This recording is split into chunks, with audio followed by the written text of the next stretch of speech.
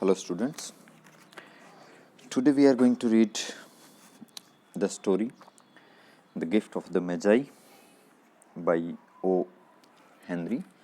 It is included in our second paper's syllabus. Let's first talk about the writer O. Henry.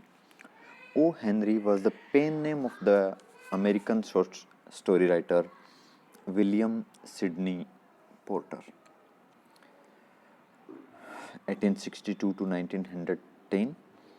He was born in North Carolina, and from there he moved to Texas, and there on some charge of forgery he was being imprisoned, and there in the prison he started writing these short stories and even adopted this pen name O. Henry there, though he has written with many pen names, but this O. Henry was the most prominently used afterwards, and even in his legacy an O. Henry award was also started, which was given yearly to the best story writer. And after his prison and after the death of his wife, he moves to New York, and there he remarried and wrote the rest of the stories there. And the stories which he has written are famous for his twist and the kind of sudden change of mood or setting. He is regarded as the grandmaster of modern short stories, and he has written more than 300 stories, and to be exact, he has written 381 stories so far, and all his stories were included in the volumes named Cabbages and King, The 4 Million, and The Voice of the City. Now coming to the story, The Gift of the Magi. The story is adapted or inspired, we can say, by the biblical story of the gift of the Magi. According to Bible, as it is included in both the New Testament and the Old Testament, that there were three priests or the three magicians who are being talked about, and they have had some revelation, or by the movement of the stars they have got to know this thing, that the Christ or a Savior has born on the earth. So they followed the star, they visited the king, as they have known this dream they have seen, that the king of Christianity or the king of the Christian kingdom was born. So they visited the king there. The king told them that there was no birth of a prince in his palace. So again they followed the stars, and somehow they visited the house of Christ, and they offered their worship to Christ, the child Christ, and then they returned back to their home without informing the king, because the king was having bad intention towards Christ, and it was also recorded that as king was not aware of Christ's birthplace or his identity, so he had slaughtered all the children aged below 2 years in his kingdom. So that biblical story of the gift of the Magi means that heavenly gift or that magical gifts or the gifts of gold and other holy sovereigns which those priests or those magicians have given to the child Christ are being used as a token or as an symbol, and here they are being translated into a simple story by O. Henry. Now let's read the story. $1.87 that was all, and 60 cents of it was in pennies. Pennies saved 1 and 2 at a time by bulldozing the grocer and the vegetable man and the butcher until one's cheeks burned with the silent imputation of parsimony that such close dealing was that such close dealing uh, implied. 3 times Della counted it $1 and 87 cents, and the next day would be Christmas. So the story begins like this, that $1.87. This is the story of a household in which the lady of the household, whose name we are hearing here, whose name is mentioned here in this story, she counts the money which she has, $1.87. That was all she has with her. And the story begins with the counting of the money which she has with her, that $1.87. Cent is the 100th part of any currency, 1% of the currency prevalent there, like we have 1 paise in comparison to the rupee. So similarly, cent is for the dollar, and 60 cents of it was in pennies. And you won't believe that the 60 cents of this money, $1.87, was in pennies. Pennies are coins, means ये जो पैसा था उसके पास $1.87 है ना, उसमें से 60 cents जो था वो pennies के रूप में था, coins के रूप में था. Means she doesn't have the notes of this ना, इतना मतलब like this was the saving which Della has. Pennies saved 1 and 2 at a time by bulldozing the grocer and the vegetable man and the butcher until one's cheeks burned with the silent imputation of parsimony that such close dealings implied. So he says that how those 60 cents were in pennies. वो जो 60 cents थे वो pennies के रूप में या coins के रूप में क्यों थे? Because all those 67 cents were saved by Della by saving money or by having that big bargaining. Bulldozing means to force someone to do something which he is unwilling to do. So those pennies, those coins were saved by Della by bulldozing, by bargaining, by forcing the butcher, the grocery man, or the vegetable man.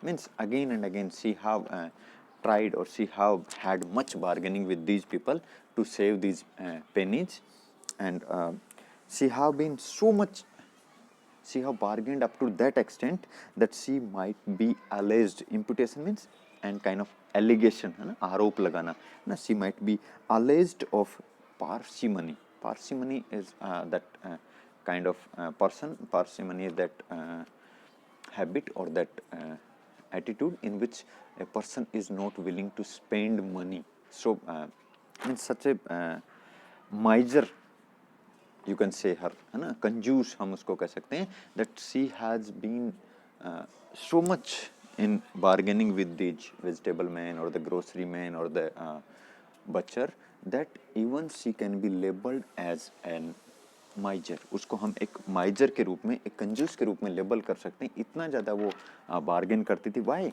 Just to save this much money. ये जो पैसा उसने बचाया, ये उसने बहुत hard bargaining करके, बहुत हार्ड उनके साथ मोल भाव करके बचाया था. 3 times Della counted it, and see how counted it 3 times. What does that mean? It means that the money was insufficient what she wanted to have, है ना. उसके पास ये जो पैसा था, ये जो उसको चाहिए था उस अमाउंट से कम था, and that's why she has counted it again and again. उसने फिर से गिना, $1.87, and the next day would be Christmas, and that's why she was counting it, because the next day would be Christmas and she might have to buy something, है ना, उसे कुछ खरीदना है. She might have to spend that money on something, for the next day would be the Christmas. अगले दिन चूंकि Christmas है और डेला को कुछ परचेज करना है, कुछ खरीदना है, क्योंकि Christmas is a very big occasion for any family, for anybody, and that's why she needed money, and that's why she counted it again and again. 3 times she counted it. There was clearly nothing to do but flop down on the shabby little couch and howl. So Della did it,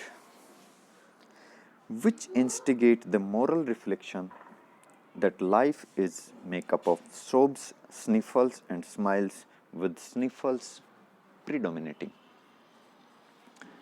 So he says that there was clearly nothing to do but flop down on the shabby little couch and howl. And even after 3 times counting, when Della found that the amount was not up to the mark, or it was not sufficient, then she don't have any other option than to flop down, means lie down on the little couch and howl and cry. चूंकि उसने 3 बार गिना, again and again she tried to assure herself that how much she has, but when she didn't find it to be the exact amount, then what option she has? To lie down on the couch and cry.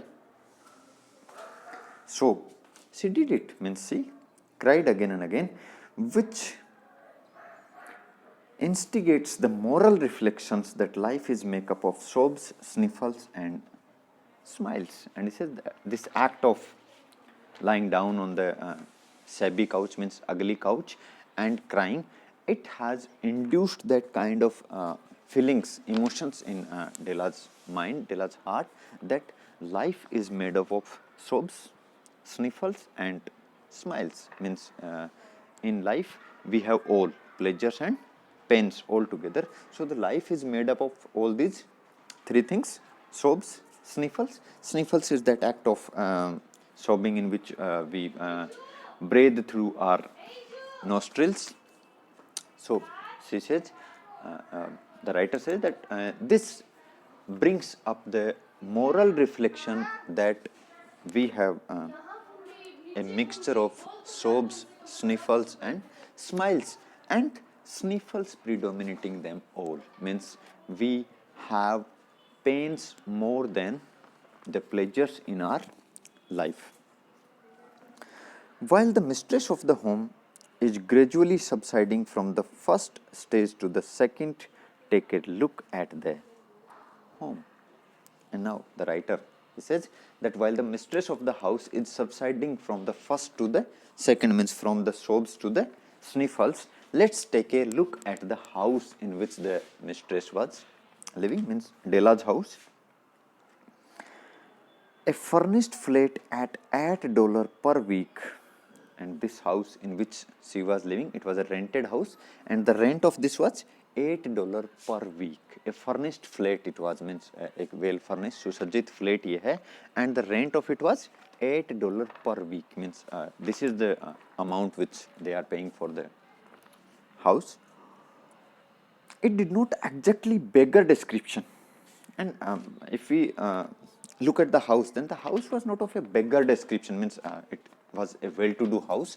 मतलब ऐसा नहीं था $8 पर week का मतलब एक very बहुत ही सामान्य सा हाउस और बहुत ही एक लो क्लास हाउस था, but it was more than that.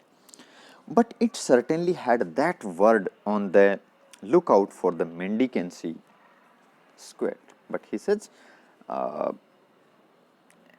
but still it has that look on it that we can label to the mendicancy. Mendicancy is a word which is used in the religious manner for the people who are living by asking money or food from other people, है ना, ऐसे जिसको हम भिखारी कह सकते हैं, या रिलीजियस चैरिटी पे जो लोग जीते हैं, जीवन यापन करते हैं, उनके लिए, मतलब उनका घर जो था उसको हम एक बेगर डिस्क्रिप्शन तो नहीं कर सकते, लेकिन but still it was house which can be labeled to those mendicancy kind of people.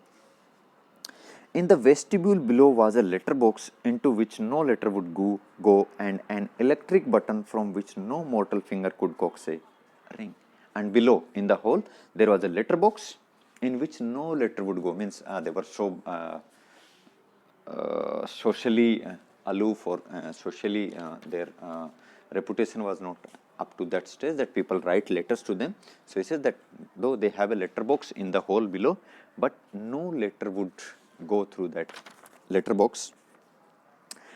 And a bell also, an electric bell was also installed to their house, but that was also not working.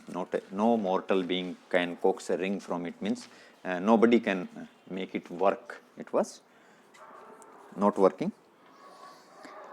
Also appertaining there unto was a card bearing the name Mr. James Dillingham Young, and there beside the doorbell there was a card on which the name of the house owner was written. And what was it saying? Mr. James Dillingham Young. This name, Mr. James Dillingham Young, was written there on a cardboard besides the bell. The Dillingham had been flung to the bridge during a former period of prosperity when its possessor was being paid $30 per week. और वो कह रहा है the डिलिंगम, the word डिलिंगम was blown to the winds, वो हवा से उड़ गया, मतलब वो लटक रहा था, उस रूप में नहीं था. It was and it was being flung to the air when the house owner of this house was used to earn $30 per week. जब जेम्स डिलिंगम जो था वो $30 पर वीक अर्न करता था उस time it was being flung to the air. Now when the income was shrunk to $20, और अब जो इनकम थी वो $20 तक सिमट गई, means he is being paid less. Though they were thinking seriously of contracting to a modest and unassuming D, and because of this thing they were thinking of putting just a very small unassuming, a very unimportant letter D only. But whenever Mr. James Dillingham Young came home and reached his flat above the wall, above he was called Jim. लेकिन one thing which is noteworthy and which is important for us from this point of the story point of view was what? That whenever he returns home from his work and he goes upstairs, then he was being called Jim and greatly hugged by Mrs. James Dillingham Young, or he was welcomed in a very great manner, in a very warm manner by his wife, Mrs. James Dillingham Young, already introduced to you as Della, which is all very good. And Mrs. James Dillingham Young is already introduced to us in the story by the name of Della, and which is all very good. And this is thing that when you return home from the work and then you are being welcomed in a very warm manner, that is a very good thing. So this is it. We will continue it in our next chapters. Thank you.